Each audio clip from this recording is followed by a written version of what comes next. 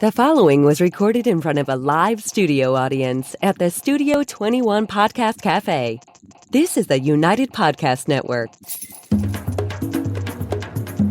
This is Africa Diaspora Connect. Join us as we take the journey from the motherland to America. We share our experiences and learn from them. Here is our host, Kibathi Gaturu. Welcome once again to the Africa Diaspora Connect. I'm here once again with Mary Muchina, and we are going to do part 3 of her journey and where she's come from and where we're going. It's been treacherous, raped at 9 years old, going through everything you've been through, going through your teenage life, formative years, promiscuity, trying to find love in all the wrong places, just trying to mask a lot of things in your early 20s, trying to figure out yourself, given a deadline of when you're going to have kids, rushing into marriage, domestic violence ensues, daily, constantly, miscarriages, not 1, not 2, not 3, not 4, in a span of 4, 5, 6 years.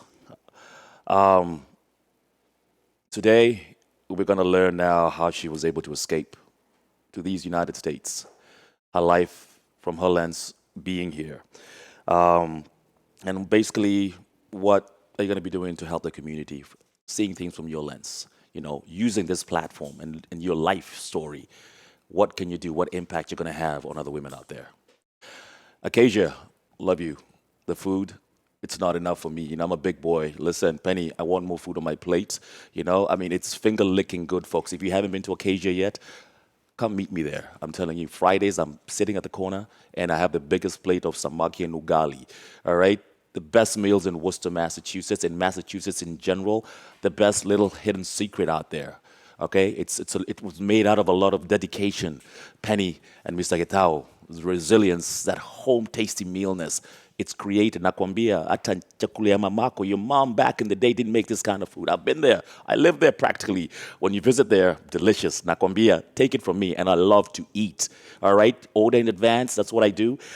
Catering. Guys, listen. Summertime, you have weddings, you have whatever you have, reunions, you call it. They will cater for you, and they do a magnificent job. Call in advance. It's busy for them out there, but trust me on this one, and you can take this to the bank and tell them, Kibathi sent you there.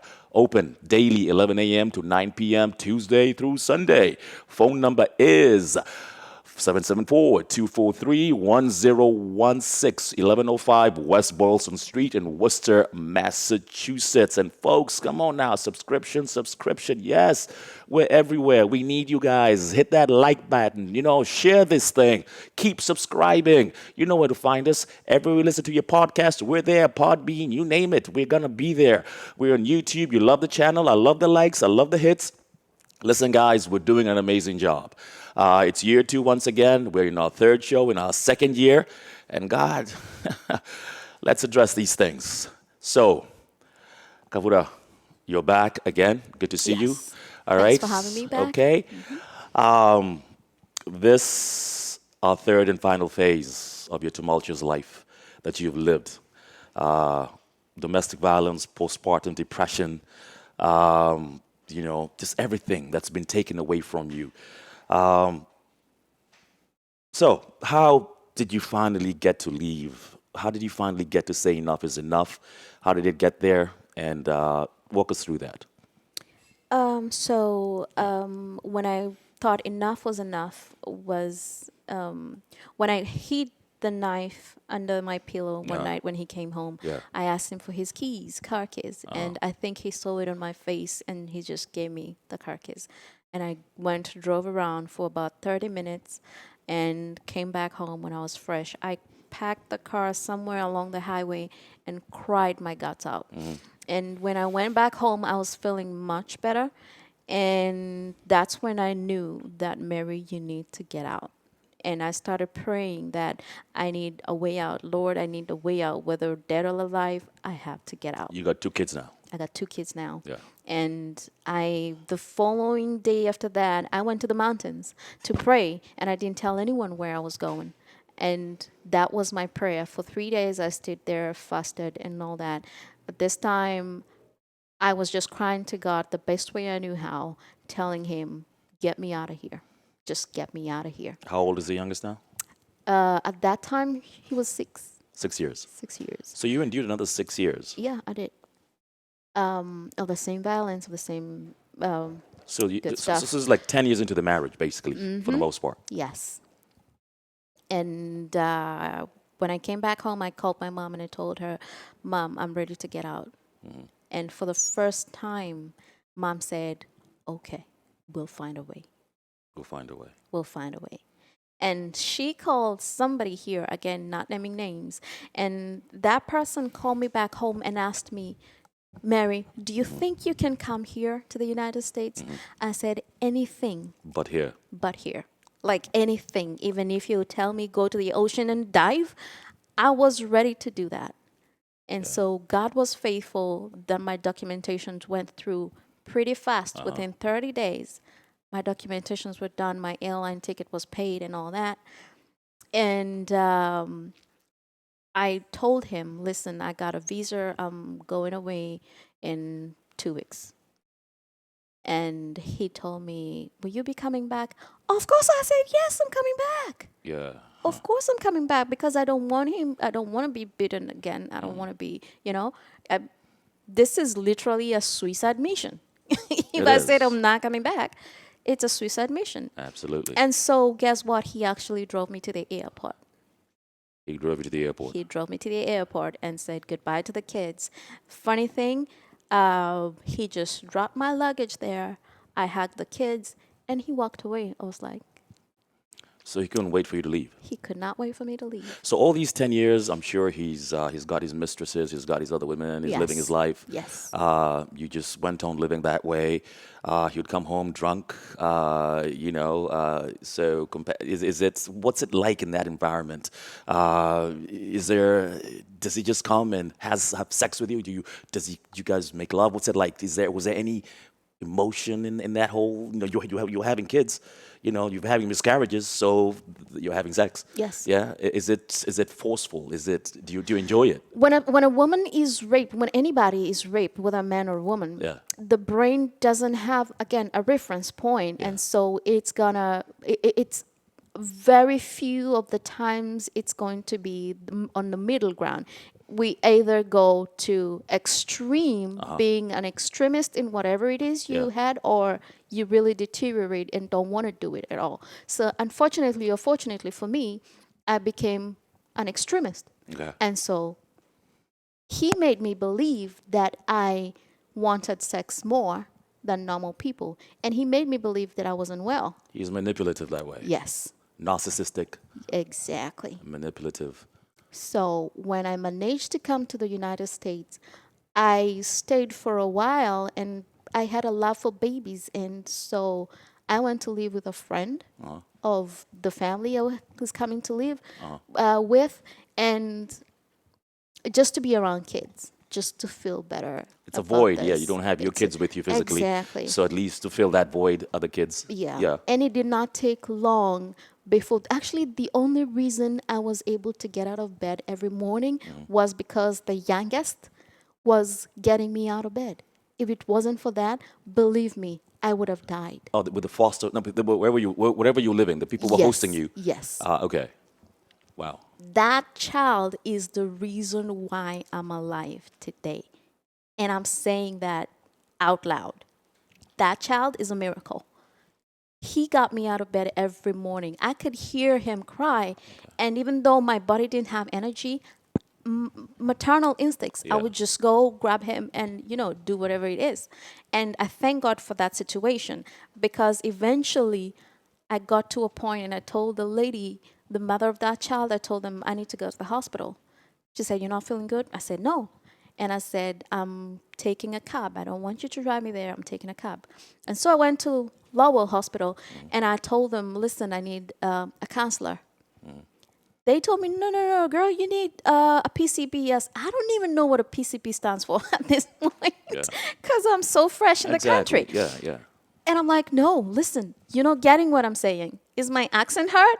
I said, I want to get a counselor. I need help. I need help. Yeah. And they said, we cannot do this. I said, I'm not leaving. You either give me a counselor or you find my body lying somewhere. So you got to help. Hello. And they helped me. They got me to see a counselor. At this point, I had no money. I had nothing because there is no way I could access my money from Kenya. For some reason, I'm not even going to say a lot, but for some reason, my accounts were held. Everything was frozen. Everything was frozen. Mysteriously. Yes. And so I did not have any cash on me. I came to the United States with $100, which I paid for a new phone because my phone was not working from Kenya. So it was really a transition that I would not wish for anyone. And this is why I'm doing this. This is why I'm telling my story today, Kibathi, because I know this was first transition that I needed somewhere. I was looking for a counselor or just someone who could relate from my culture and still have this culture here and can relate with both and see where I'm coming from. And the people I kind of talked with, they were not really relating because they're not getting that this is my culture, this is my frame, this is my schema, this is my frame of thought. Yeah. And so everybody I talked to, and I changed counselors for quite a bit because everyone I went to, they were like, really? Really? And I did not want to hear really. I wanted somebody to tell me what to do. Solution. Yes. Give me an idea, where do I start? So this is why I'm doing this, to get the other women a place to come to discuss, to find solutions together. Immigrants being here, we already are through trauma. We are already through a lot from our homes. And we're coming here to find another trauma that we're not accepted, we don't fit in, we don't do all this. But where do we get it out from? It's a different kind of isolation of itself. Exactly. And then on top of that, I'm leaving a marriage. I've left my kids behind. My business, I'm seeing it crashing because I'm not there to take care of it. And you got no money. And I got no money. And I'm like, nobody seems to understand. Everybody tells me, don't worry, the kids will grow. Don't worry, just keep quiet. Don't worry. I'm like, no, I cannot keep quiet. I am in pain. I'm hurting. I did not know what to do. So let me ask you this. So you're here, you've landed, you've told the father of your kids that you're coming to the States. You've told him, I'm going for what, 2 weeks? Is that what you said? 2 weeks, yes. You said 2 weeks. Yes. All right. So 2 weeks have gone by, way passed by. Are you communicating with the kids? What's going on? What's happening? I communicated with the kids twice. And it got to a point, it was so emotional. I am that person who I'm going to give it to you black and white, and then let's process it from there. Okay. So it got to a point I told my kids, listen, mom is not going to be coming back. And this is why. So in my head, I expected them to know and start processing the sooner the better. But I learned that in his mind, this meant I'm torturing the kids. Again, another stigma that we have, like Kenyans or Africans, we're not saying the truth. Tell me the truth as it is, and then let's figure out how to overcome it. So you've told the kids, I'm not coming home. How long did you get to tell them you're not coming home since you've landed? How many weeks, how many months, or how long did it take for you to make that call to tell them I'm not coming back? About 4 months. And you were regularly communicating to them. You call them through. You have to call the father for him to give the whatever to the kids. Okay. Exactly. Okay. And I tried sending them an iPhone. I tried sending them stuff, which I learned when we talked with them. I learned they never got them. So it got to a point I was like, so why am I even bothering? You know, it's time for me to help me. And let me tell you, Kibathi, I have been through a lot of things in this short life because I know I'm still young. But the most difficult thing I have found in this life is finding myself. Okay. Because I came to the United States as a daughter to my mother, as sisters to my sister, and a mother, Mrs. So-and-so. a businesswoman. Absolutely. But it got to a point where if you called me Mary, it wasn't resonating. Because I was used to being called Nyinawangania, Exactly. you know?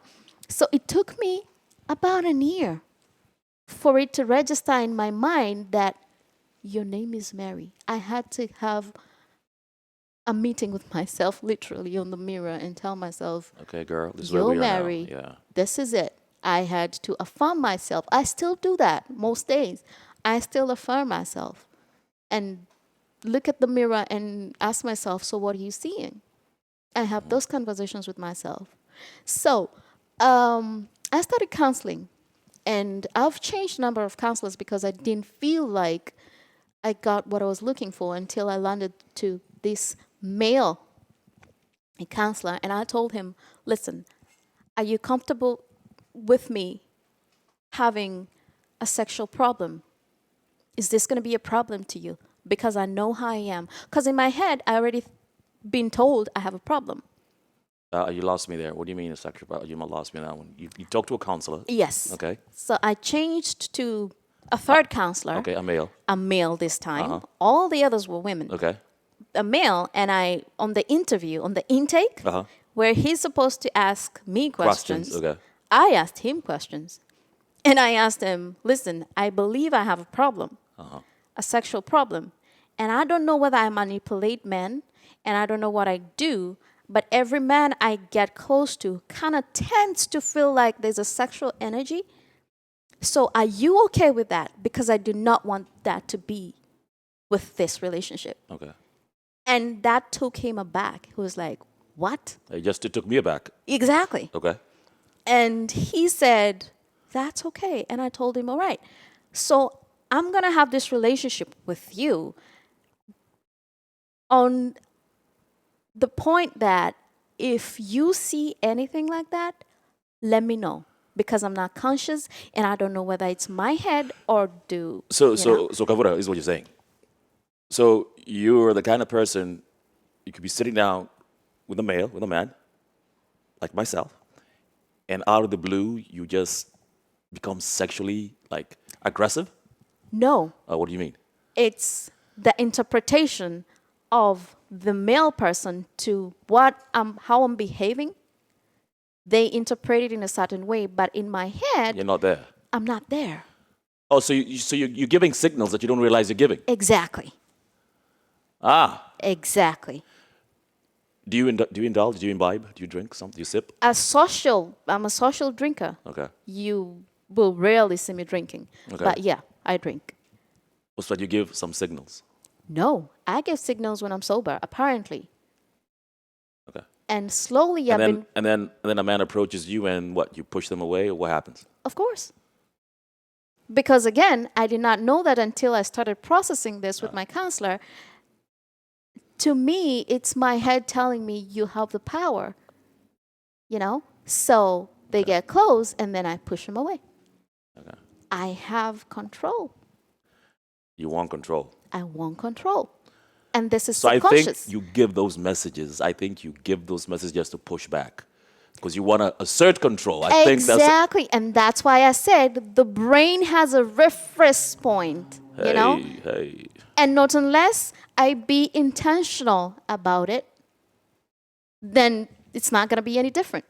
And that's why I'm coming out today and saying, listen, when people tell you I have a mental health issue, don't just try and interpret their actions for what they are. Try and see why is she acting the way she's acting, or he's acting the way he's acting, and try and help them from there. Most of the times, actually 99% of the times, what we do is just the top cream. It's not the main reason of what we're doing, if that makes any sense. Yeah, this is deep. I'm listening. This is deep, man. This is absolutely deep. So with all this, this whole sexuality thing, have you ever been attracted to women? Sexually? Yes. Sexually? Sexually, yes. And to me, it was a point of just trying to know what if. Like I said, I question everything. I question literally everything. And I wanted to know, So what's the difference?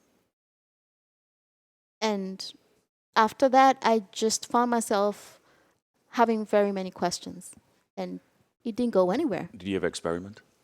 Yes, I did. Okay. I did. And that was the only way to process it. Yeah. Because I believe for you to be able to go through something, you literally have to go through it. Understood. Yeah.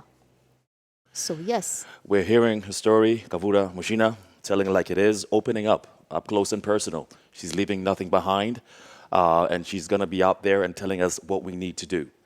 My producer is telling me something else. What did I miss, my dear? No, tell me, my love. What did we miss? Oh, hi, I'll speak. Yeah. I'm just wondering if Mary has advice for anyone listening, men or women, because Yeah. women are not the only ones that do suffer domestic abuse. So we won't exclude the men, just in case there's anyone out there we don't want to offend. Can we speak about how others suffering domestic violence can find help? Yes. This is why I'm speaking out today.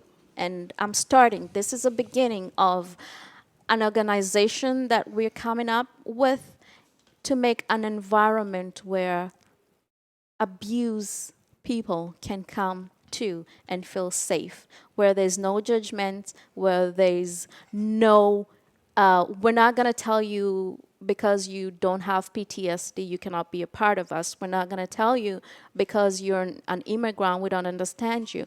I was looking for somebody who I could relate to in terms of my culture and this culture and being a woman, and that's not what I found. And I still cannot find exactly what I'm looking for. I have to be conscious about what it is I'm looking for and go find a piece here, a piece there, a piece there. And today is a beginning of making this environment that anybody can find assistance, support, and a way of rebuilding themselves in one place. I'm not saying I'm a counselor, I'm not saying I'm a guru, but I'm saying let's do it together. Let's create a family where we can talk and help each other grow. You're not alone. You're not alone, and we know that for a fact. And I'm hoping my audience right there, please, let's share this. Let's share this story. This is as tragic as it gets, specifically from a woman's perspective. And my brothers out there, like I've said on a couple of previous shows, I know there are a lot of you out there who go through this hell as well, and we don't talk about it. But this is a time for us to air this. Now, before I end, your kids. So it's been how many years now? How long have you been away from them? How long? About 4 years now. 4 years now. As you're trying to heal, how do you cover that void, especially as a mother? As a mother, how are you coping with that? The thing is, Yeah. I cannot cover the void. The thing is, I feel it. I allow myself to feel and be. That's all I can do. And what does the future hold? How, in your mind, how are you going to see your babies? How are you going to somehow regain that? Somehow, I still have hope in me that someday we're going to be reunited. I don't know how, because Wow. it's hard. It's hard as it is. I don't want to say exactly what's happening behind the scenes, but right now it is almost impossible for me to talk with them. And I've tried, and it's not like I'm not still trying. I'm still trying, but I have hope. And that's what keeps me going every day, the hope. Family, let's keep her in our prayers. Let's keep her in her thoughts. Let's keep her in her thoughts and how she can regain just that touch. Do you get to talk to them at least every so often? He won't No. let you. He won't let you. He won't let me speak to them. When's at the all. last time you spoke to your children? 3 or 4 months after I got here. So you've been like 4 years. You haven't spoken to your kids. Yes. Pictures. I just lost my mom a week ago, and that's when he sent pictures to my sisters, not even to me, for the obituary thing. That's how I got to see my kids.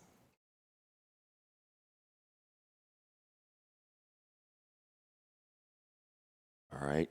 So we're hearing it. I have no words. I just have no words. I want to work with you again. You have a certain talent about yourself, and And you and I are going to do some work together, I think. Yeah, there's a lot that we can do together. You've been on this stage before. This is not your first rodeo back in the motherland. I've seen your clips. Let's check her out. What can they find you? Right now, they can find me. There's a website that's coming up. It will be linked to with this show. Description, yeah. Yes. Yeah. Yeah, we've got the links in the description below to the website coming soon, and yep. her email is also there if anyone wants to reach out to Mary. I will speak up and say the one positive, Mary and I were fortunate enough to sit down and have a chat before the show, and she chooses to, despite everything you've heard, she still chooses to move forward with positivity in her life and with a goal, which is to create this community. We were speaking that when she came over here, there, as much as there are groups and things for women that have experienced abuse, when you come from a different culture, it's not always easy to assimilate to the same story. She found it very difficult to, within the African community, have women around her over here in the US that have experienced domestic abuse from within an African culture. So she herself has decided that she wants to be that beacon for everybody else out there. So if you are suffering these things and you do want help or even just somebody to talk to, please go to the description below and reach out to Mary. She would love to be able to help you. Reach out to Kavura. You're doing God's work. And you're doing God's work. And you will figure it out. You're that person. You will figure it out. You're just that person. That's how you come across. You will figure this out. You've been through that valley of the shadow of death. But guess what? You're far from over. You're taking over. That's what it is. Amen to that. You are taking over. A fighter and a survivor. That she is. Very Survivor. much so. And for you survivors out there, hey, listen. This is it. This is the beginning. This is the beginning of many journeys we're going to take in this second year of the African Diaspora Connect. Thank you for giving me these 3 amazing shows. I can't thank you enough. I cannot thank you enough for opening up. I've never had a guest open up like you have. This was like an X-ray. You gave it all. You gave it all today. And I honor you. I appreciate you. We're going to figure this out. We will, indeed. All right, folks. Winding down once again. It's been great. 3 amazing shows. Kavura, we got you, and you got this. Thank you, Kibathi. Peace out. Peace out. Peace out. Alrighty. All right. The views and opinions expressed by the hosts, guests, or callers of this program do not necessarily reflect the opinions of the Studio 21 Podcast Cafe, the United Podcast Network, its partners, or affiliates.